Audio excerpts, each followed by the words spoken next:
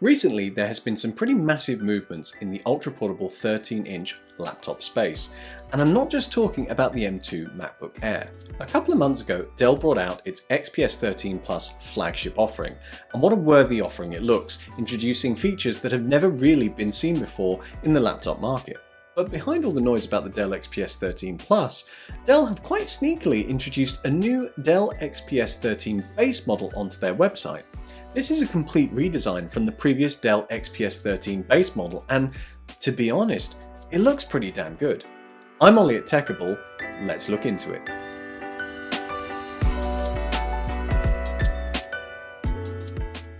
For 7 years now, Dell's XPS 9350 model has done a lot of heavy lifting, pretty much featuring in all of the ranges of XPS 13 during that time, and then being followed by XPS 15 laptops built in very much the same vein. And I remember when this dropped, it was the first time that a Windows laptop looked, well, cool, like something you'd actually want to own, a space which was previously almost entirely occupied by Apple, where Windows users had to deal with carrying around bricks. Though iterative improvements were made to the old 9350 chassis, generally speaking, it looked the same, it felt the same, it was just getting that internal yearly spec bump. Indeed, you can actually get pretty much that same chassis from back in 2015 today, albeit with an 11th gen Intel processor inside. In late 2020, Dell did attempt a refresh with the 9310 series, and they were better, featuring bigger 16:10 aspect ratio screens, which were brighter, as long as better keyboards and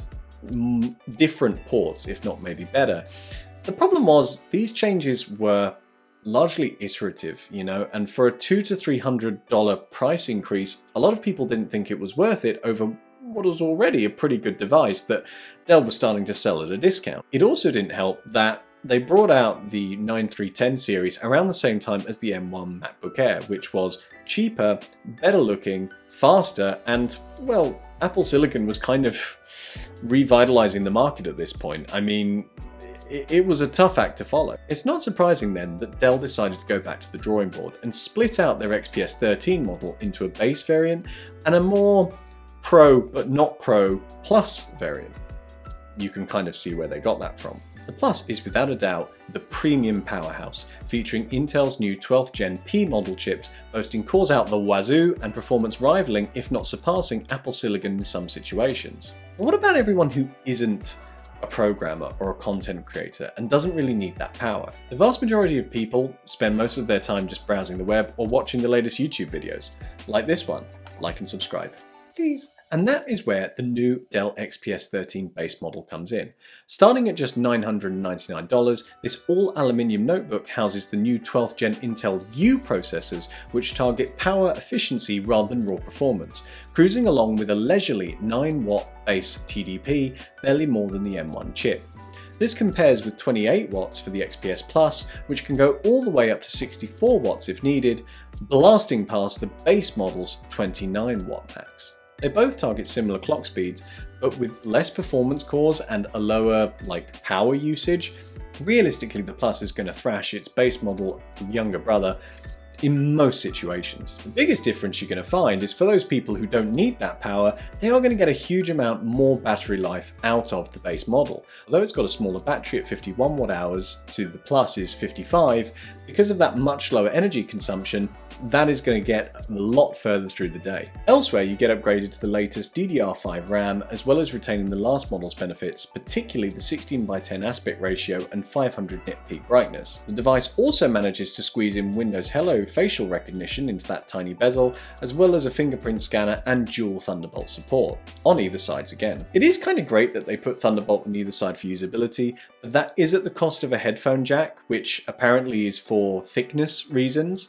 We do live in dark, inaudible times. Of course, the biggest change is actually the chassis, the look of the thing. They've redesigned it after all. Out is the carbon fiber deck and aluminium chassis, and in is this beautiful coloured aluminium in Skylight, this light blue colour, which I think looks pretty great, and Umber, which looks like it's kind of going for a dusk vibe, but ends up looking a little bit more like Bruise or maybe Merlot if you're generous, but that one doesn't really strike it for me. I don't think that's going to look that great. They've maintained the slim and light XPS ethos, coming in at 1.2 kilos and just under 14 millimeters. I don't know what that is in like groats, pounds, stone and whatever, but you know, it's light, it's thin, it's good. Without getting my hands on it, I can't tell how good this is going to look and feel, but to be honest, the old 13-inch design with the carbon fiber, it was great for the time, but that was a long time ago. Even just the amount of time that has passed, in my brain I associate that with an older design because I've just been seeing it for so long. It still has a quality to it and it is still available in some regions, so if that really does appeal for you, you can still get it. But I think in general the market is going towards a more aluminium magnesium kind of coating. I don't need to tell you, but from a lot of angles, the new Dell XPS 13 looks a little bit MacBook Airy, for want of a better word. And it's pretty on the nose, but that might actually be the point. If you take a step back and look at Dell and Apple's modern Ultrabook offering, you start to see a lot of similarities. An older but still functional design in the starter bracket, a sleeker, higher spec ultra portable in the middle, and a more powerful feature-packed version at the high end. Though Intel's 12th series processors take a massive leap forward from the old generation, it's still some way behind Apple Silicon in head-to-head testing and real use cases in terms of pure power. But is that really a problem?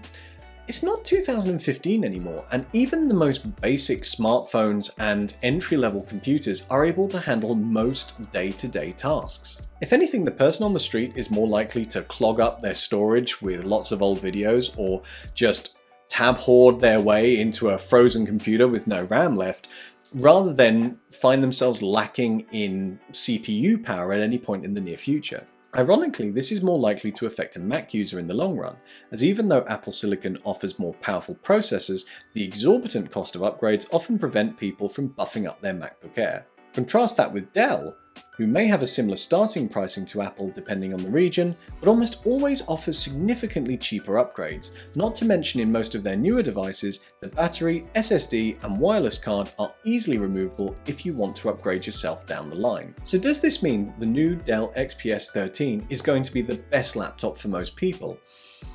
Well, not really, but that's not the point here.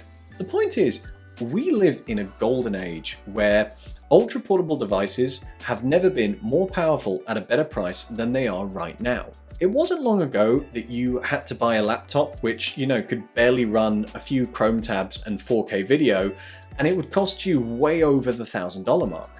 Now you can go and buy second-hand 3-4-year-old computers that can handle basic editing tasks, power use cases, for $400, $500, $600, and if you want something more premium, you're getting close to this $800, $900 mark where you're looking at XPSs, entry-level MacBook Airs, but pretty cool, pretty premium stuff. What all this means is choices, and choices are great. For the past 18 months, the M1 MacBook Air has just been a really easy recommend to make for anyone looking for a decent laptop.